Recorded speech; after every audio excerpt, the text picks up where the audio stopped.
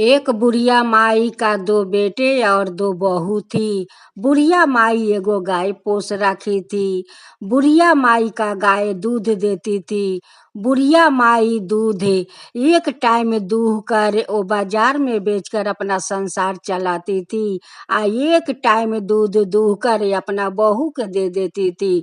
बहू दूध का छाना बनाती है और वही छाना से मोदक बनाती है और सब परिवार मिलजुल के वो लोग खाते हैं। रोज रोज बुढ़िया माई अपना गाय को चराने के लिए बाहर ले जाती है। जब घर में ले आती है तो सुबह छेक कर बाजार में बेचती है और शाम को दूह कर अपना बहू को दे देती है। वो लोग मोदक बहुत पसंद करते थे, उसलिए उनकी बहू मोदक रोज बनाती थी।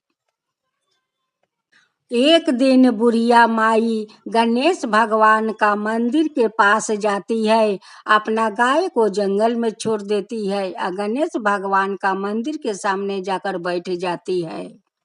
उस समय गणेश जी देखते हैं कि मेरे मंदिर के सामने तो एक बुढ़िया माई बैठी हुई है।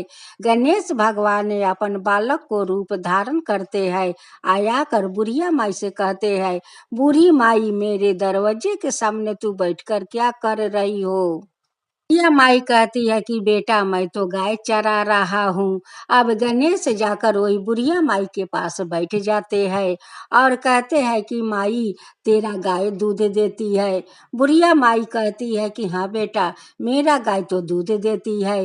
एक टाइम दूध मैं बाजार में बेचती हूँ, उस दूध से मेरा संसार चलता है। एक टाइम दूध दूहकर अपना बहू को देती हूँ। बहू छाना बनाकर वही छाना का मोदक बनाती है। क्योंकि मेरे परिवार में सब लोग मोदक बहुत पसंद करते हैं, उसलिए मेरी बहू रोज मोदक बनाती है। मोदक का बात सुनकर तक गणेश भगवान बहुत खुश हो जाते हैं। कहते हैं कि माई तेरा बहू तो बहुत अच्छी है कि दूध को छाना बनाकर मोदक बनाती है। बहरूपिया गणेश कहता है कि माई एक दिन तू मुझे तो मोदक खिला दे। ओ बुढ़िया माई कहती है कि बेटा मेरे बहू तो रात के मोदक बनाती है, दिन को तो दूध हम लोग बेच देते हैं। ठीक है बेटा मैं रात को 2 मोदक लेकर रख दूंगी और तुम सवेरे मेरा घर आना और मोदक तुम्हें खिलाऊंगी। बहरूपिया गणेश कहता है कि माई आज तेरा साथ मैं तेरा घर चलती हूँ। जब तेरा बहू रात को मोदक बनाएगी वही मोदक से 2 मोदक मुझे खिला देना। बुढ़िया माई घर में जाती है या बुढ़िया माई के साथ साथ वो बहरूपिया घर में ढुक जाता है और कहता है कि माई तेरा बहू मोदक बनाएगी, मैं देखूंगी कि तेरा बहू कैसे मोदक बनाती है। अब तो गणेश वही घर में बैठे हुए देख रहा था कि उनकी बहू दूध उबाल कर छाना बनाती है और छाना बनाकर मोदक बनाती है।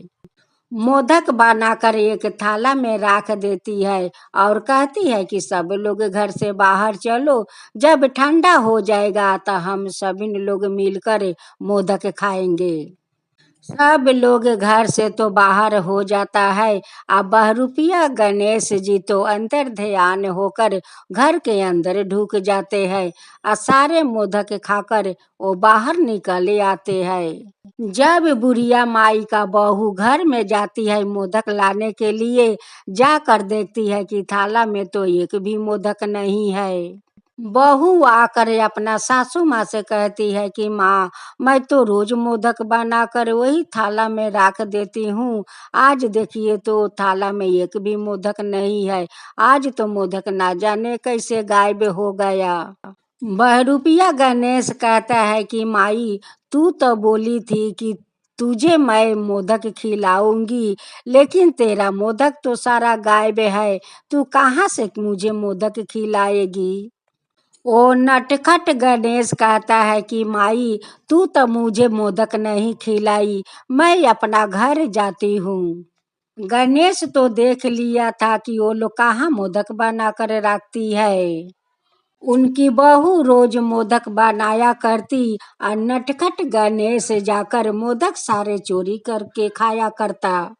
उनकी बहू कहती है कि माँ, इतना दिन से तो हम लोग इतना दिन से मोदक बना रही हूँ, कभी तो मोदक गायब नहीं होता है, और जब से तुम ये लड़का को लेकर आई हो तब से मेरा घर के मोदक गायब हो जाता है।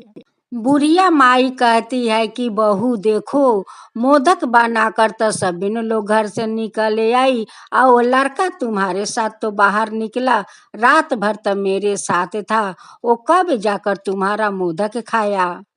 अब तो वो लड़का अपना घर चला गया, फिर भी तो तुम्हारा मोदक गायब हो जाता है। कहीं तुम्हारा मोदक बिलाई तो नहीं खा जाती है।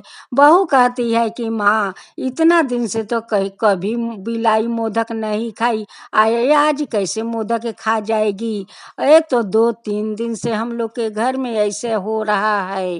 कुछ दिन का बाद बुढ़िया माई वही मंदिर का पास जाती है, आ गाय छोड़कर वही मंदिर के सामने बैठती है। फिर से गणेश अपना भेष बदलते हुए मंदिर से निकलता है और कहता है कि माई, फिर तू गाय चराने आई है। बुढ़िया कहती है कि मेरा तो यही काम है, गाय चराना, गोबर करना, चिपरी बनाना, गाय को नहलाना, यही सब तो मेरा काम है। अगर गाय को सेवा नहीं करूंगी तो गाय कहाँ से दूध देगी। अगर उन्हें मैं घास नहीं खिलाने के लिए ले आऊंगी तो वो दूध कहाँ से देगी। रुपया गणेश हंस कर कह रहा है कि माई, तू तो मुझे अपना घर बुला कर ले गई, लेकिन हमें तो मोदक नहीं खिलाई। प्रिया माई कहती है कि नारे बेटा देख, कौन आकर मोदक सारा खा जाता है, इतना दिन से तो कभी मोदक नहीं खाने आता था, आ कई दिन से बहुत परेशान किया है। मेरी बहू मोदक बना कर रखती है, ना जाने कौन जानवर आकर खा जाता है। बुढ़िया माई अपना गाय चरा कर घर आती है और रात को दूध दूह कर अपना बहू को देती है।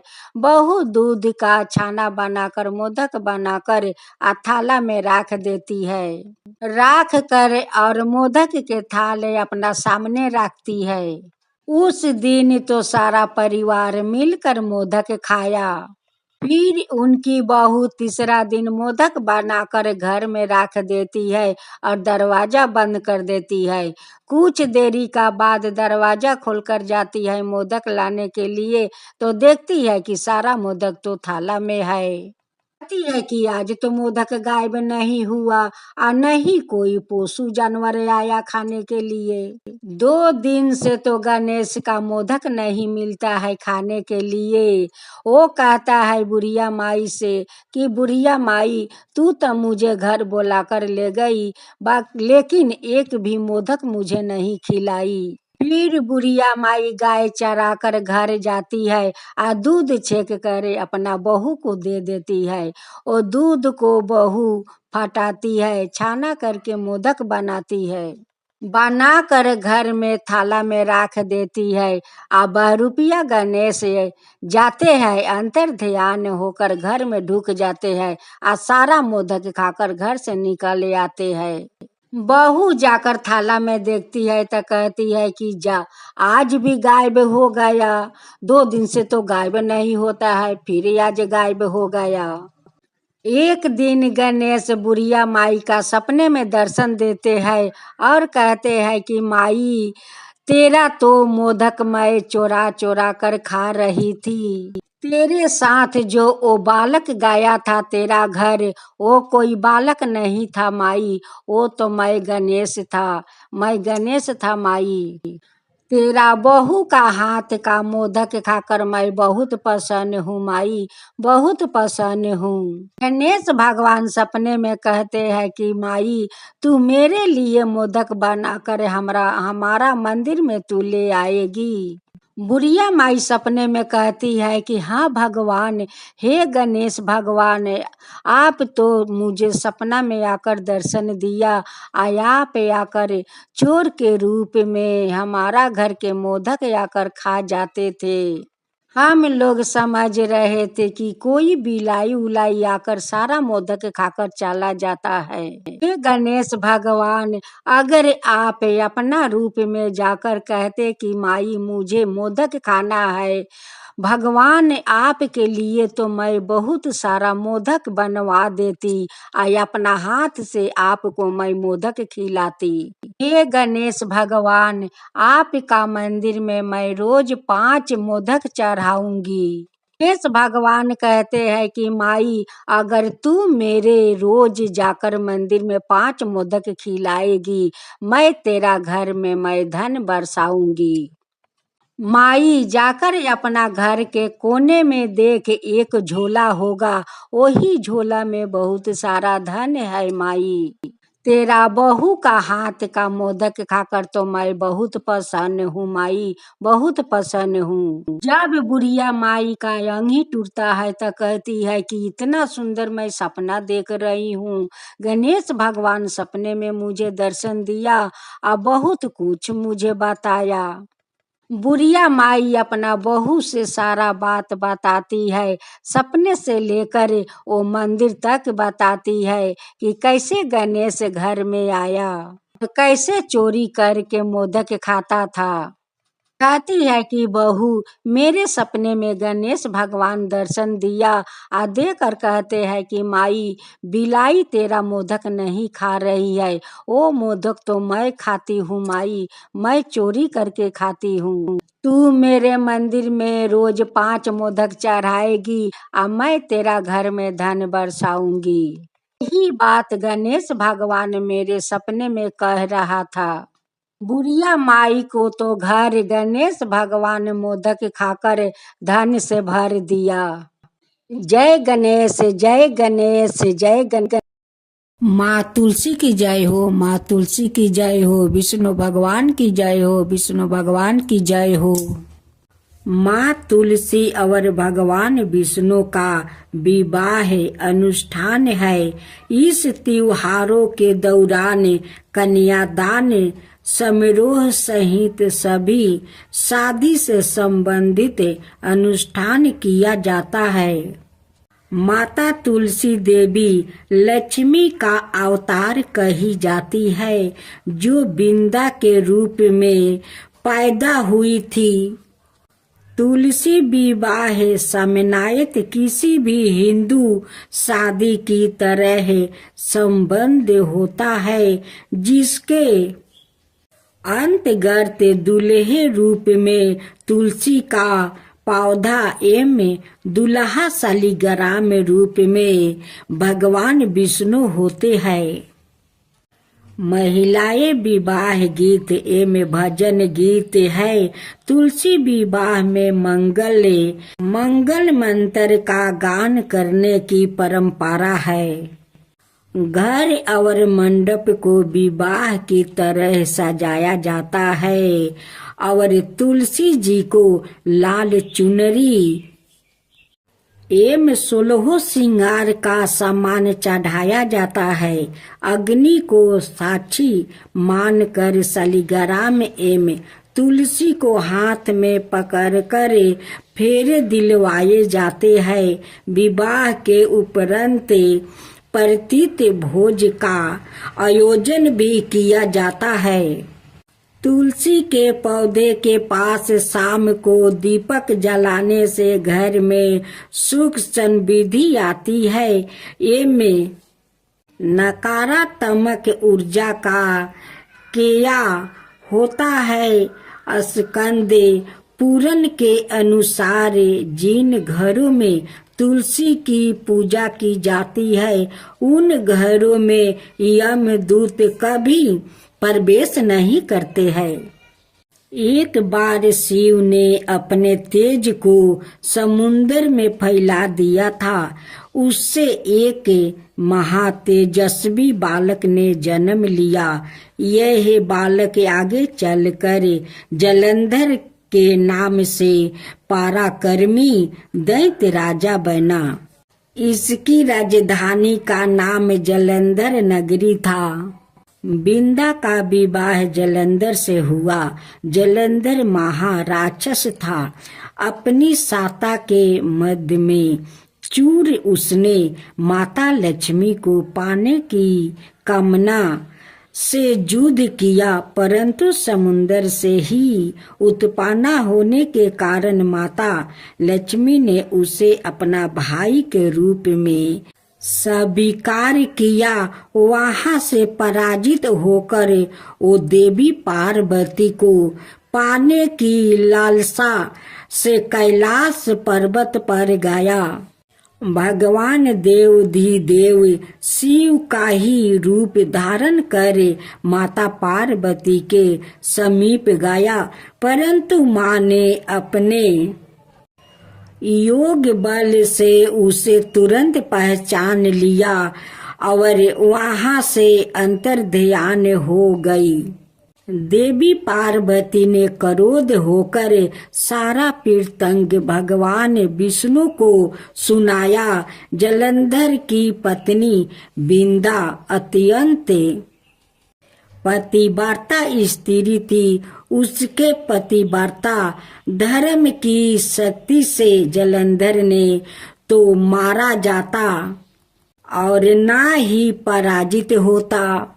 इसलिए जालंधर का नाश करने के लिए बिंदा का पतिव्रता धर्म को भंग करना बहुत आवश्यक था। इसी कारण भगवान विष्णु ऋषि का भेष धारण कर वन में जा पहुँचे, जहाँ बिंदा अकेली भ्रमण कर रही थी। भगवान के साथ दो मायावी राक्षस भी थे, जिन्हें देखकर बिंदा भयभीत हो गई।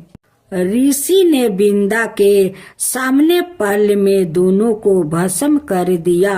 उनकी भक्ति देखकर बिंदा ने कैलाश पर्वत पर महादेव के साथ युद्ध कर रहे अपने पति जालंधर के बारे में पूछा। ऋषि ने अपने माया जाल से दो बांदर प्रकट किया। एक बांदर के हाथ में जालंधर का सिर था और दूसरे के हाथ में धर अपने पति की यह दशा देखकर बिंदा मूर्छित होकर गिर पड़ी। होश में आने पर उन्होंने ऋषि रूपी भगवान से विनती की कि वो उसके पति को जीवित करे। भगवान ने अपनी माया से पुनः जालंधर का सिर धड़ से जोड़ दिया। सवाए भी वो उसी शरीर में प्रवेश कर गए। बिंदा को इस छल का तनिक भी आभास नहीं हुआ। जालंधर बने भगवान के साथ बिंदा पतिव्रता का व्यवहार करने लगी, जिससे उसका सतीव्रता भंग हो गया। ऐसे होते ही बिंदा का पति जालंधर युद्ध में हार गया। इस सारी लीला का जब बिंदा को पता चला तो उसने क्रोध होकर भगवान विष्णु को हृदयहीन शिला होने का श्राप दे दिया।